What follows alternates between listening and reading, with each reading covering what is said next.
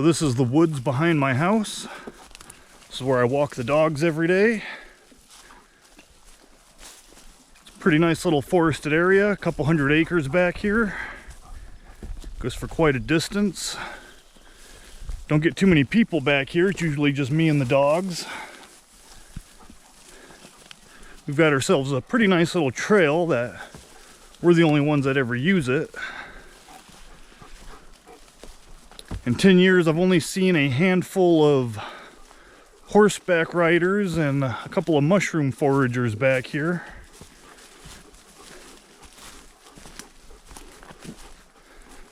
But it gets pretty nice out here. There's lots of wild flowers.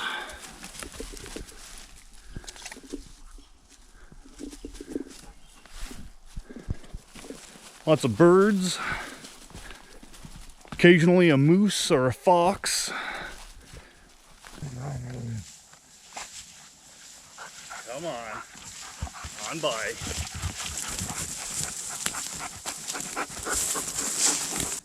There are lots of berry producing plants, currants, high bush cranberries, watermelon berries, salmon berries, raspberries, wild strawberries, and blueberries, amongst others.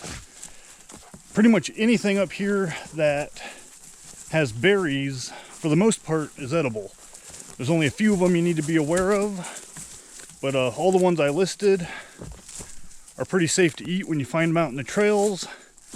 Some of them at lower altitudes, especially the raspberries, you might find worms and spiders all over them. But if you pick them, you can take them home and wash them. But if you're ever lost in the woods, pretty much any berry you come across up here can be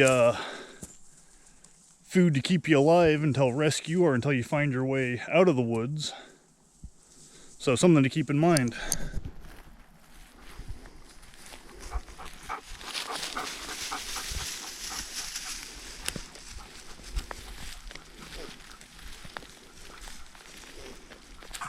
This plant, with its distinctive broad leaf, is one of the few berry producing plants that are inedible.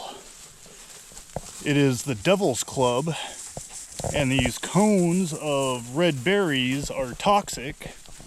There are a few animals that will eat them, including the bears, but if humans eat them, they'll get very sick.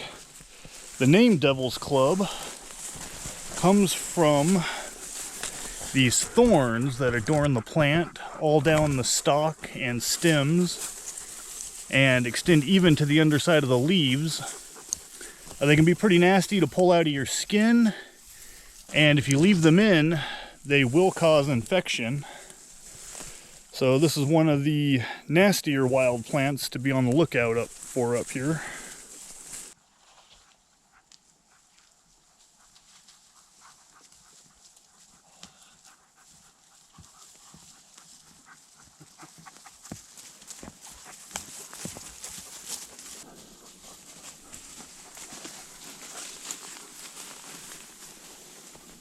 There's lots of air traffic in the area. Alaska has more small aircraft pilots per capita than any other state. In fact, we've got a small airfield just about a quarter mile from here. It's a small private airfield, so it doesn't get too much traffic. But we also have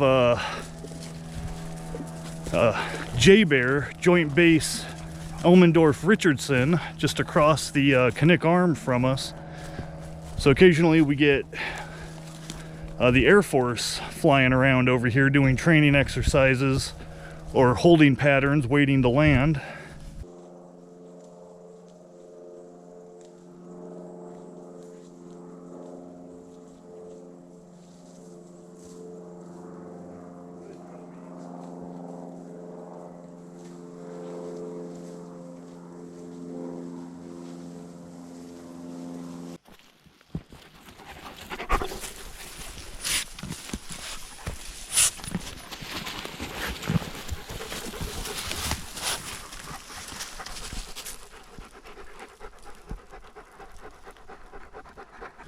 You might notice a lot of these taller spruce trees are dead.